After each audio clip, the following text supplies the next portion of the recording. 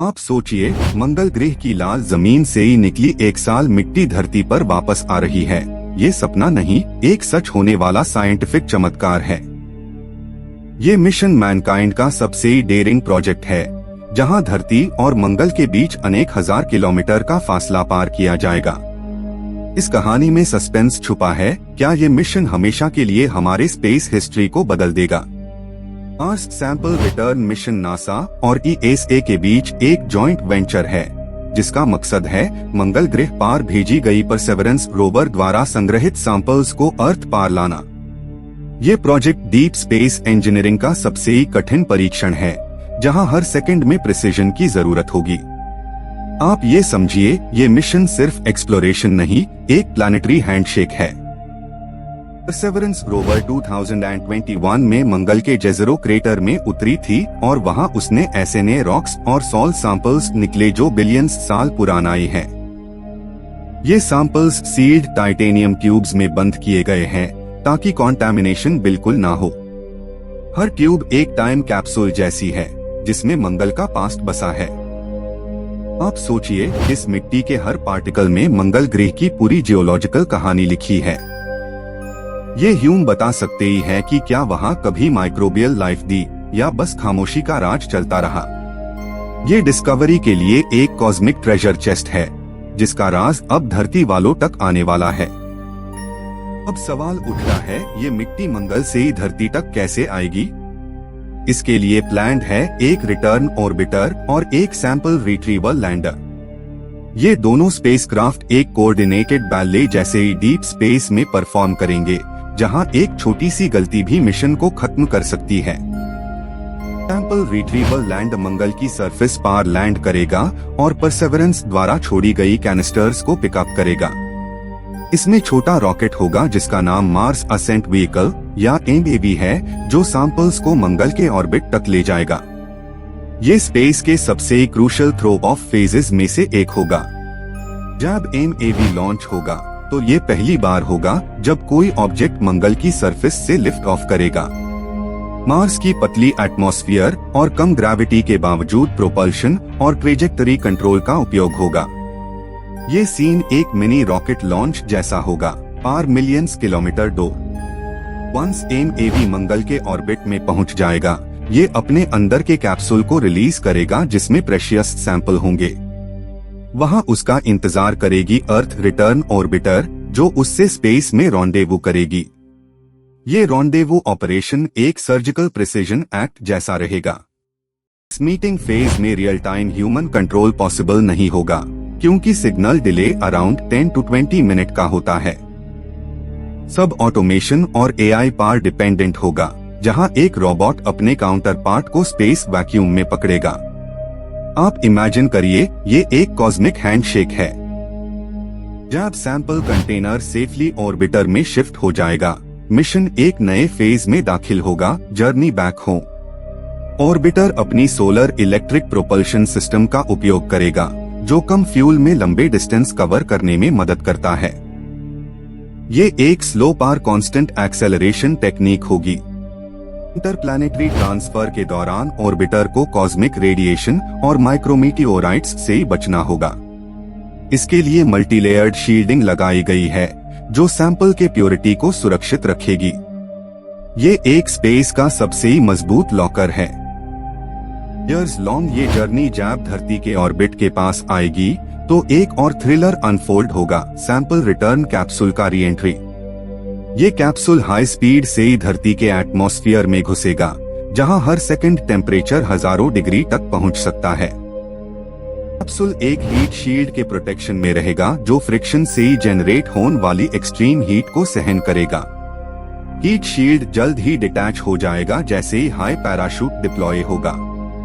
ये पूरा सीक्वेंस एक सिनेमैटिक क्लाइमैक्स जैसा दिखता है। जब कैप्सूल सेफली धरती पर उतरेगी, साइंटिस्ट्स उससे स्पेशल कंट्रोल्ड फैसिलिटी में ले जाएंगे। वहां कॉन्टैमिनेशन कंट्रोल के लिए हाई लेवल आइसोलेशन और स्टेरिलाइजेशन सिस्टम्स होंगे। इसे इंश्योर किया जाएगा कि कोई बाहरी सब्सटेंस सैंपल के कांटेक्ट में न आए। ये फैसिलिटी एक बायोसाफे वॉल्ट जैसी होगी, जहां एयर प्रेशर और टेम्परेचर स्पेशली रेगुलेटेड होंगे। साइंटिस्ट्स ग्लोव्स बॉक्सेस में सील्ड एनवायरनमेंट में सैंपल एनालाइज करेंगे। ये मोमेंट सेंचुरीज के साइंटिफिक क्यूरियोसिटी का सबसे बड़ा जवाब देने वाला है।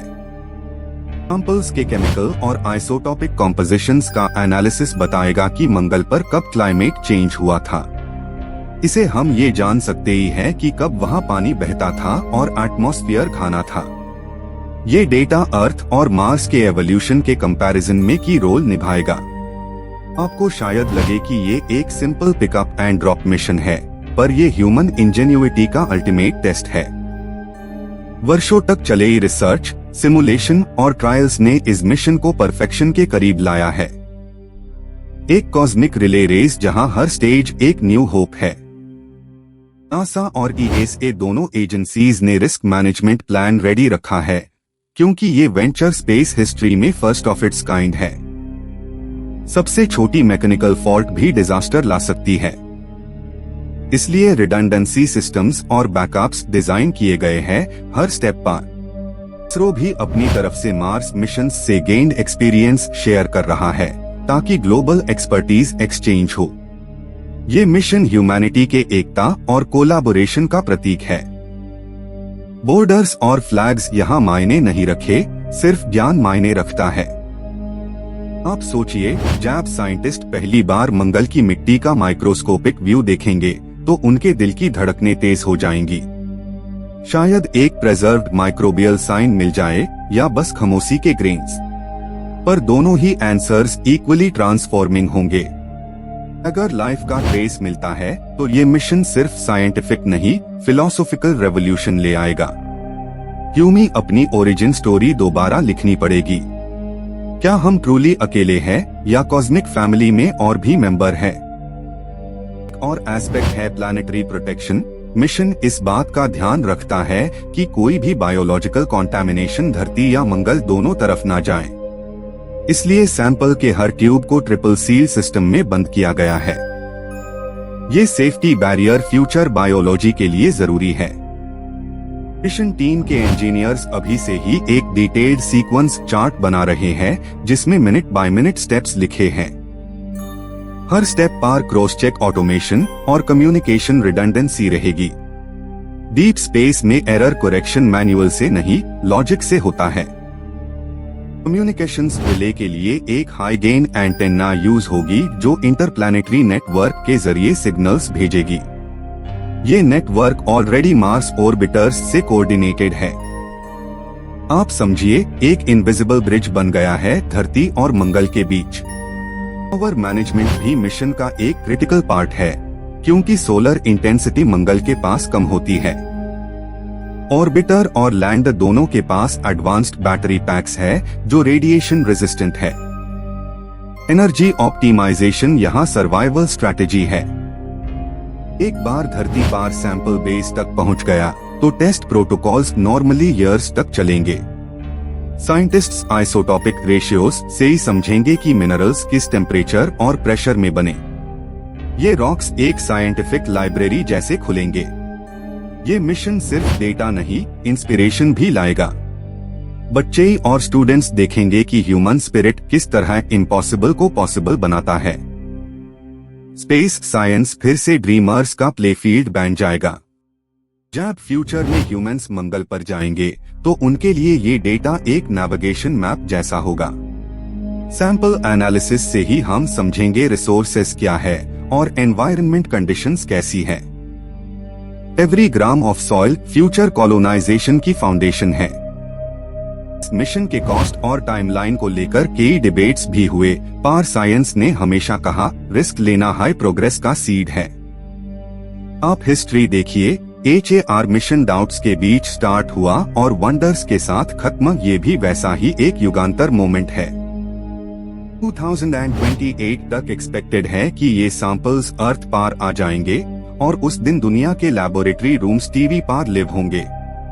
सब लोग एक रॉक ट्यूब पार नजर गौरेंगे जिसमें मार्स की कहानी बंद है। ये मोमेंट एक कलेक्टिव गास्प ऑफ ह्यूमैनिटी होगा। आपको हैरत होगी, लेकिन मिशन टीम ये भी टेस्ट करेगी कि क्या सैंपल से ऑक्सीजन या फ्यूल बना सकते हैं। ये टेक्नोलॉजी फ्यूचर मार्स हैबिटेट्स के लिए अटल होगी। मंगल की मिट्टी खुद एनर्जी रिसोर्स बन सकती है। साइंस फिक्शन राइटर्स ने हमेशा मार्स होमकमिंग का सपना देखा था। आज वो कल्पना इंजीनियरिंग के जरिए रियलिटी बन रही है। ये इमेजिनेशन और प्रैग्मेटिज्म दोनों का संगम है। हमेशा याद रखिए, हर ग्रेन ऑफ मार्शियन सॉइल में एक कॉस्मिक विस्पर है जो बिलियंस साल से छुपा था।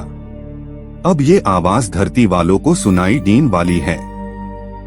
ये सिर्फ डिस्कवरी नहीं, एक डायलॉग है बिटवीन टू वर्ल्ड्स। जब फ्यूचर जनरेशन इस मिशन के बारे में पढ़ेगी तो वो कहेंगी ये वो वक्त था जब इंसान ने एक और ग्रह की मिट्टी को छायुए। ये विक्ट्री हार्डवेयर या सॉफ्टवेयर की नहीं, क्यूरियोसिटी की है। क्यूरियोसिटी जो हमेशा आपको आगे बढ़ाता है। मंगल ग्रह की मिट्टी धरती पर आने का ये सफर सिर्फ एक मिशन नहीं, एक कहानी है डिटर्मिनेशन और ड्रीम्स की। हर इंजीनियर, साइंटिस्ट और विजनरीज का कलेक्टिव एफर्ट इस कहानी का हीरो है। ये जर्नी रिमाइंड करती है, स्पेस के शून्य में भी आशा की चमक होती है।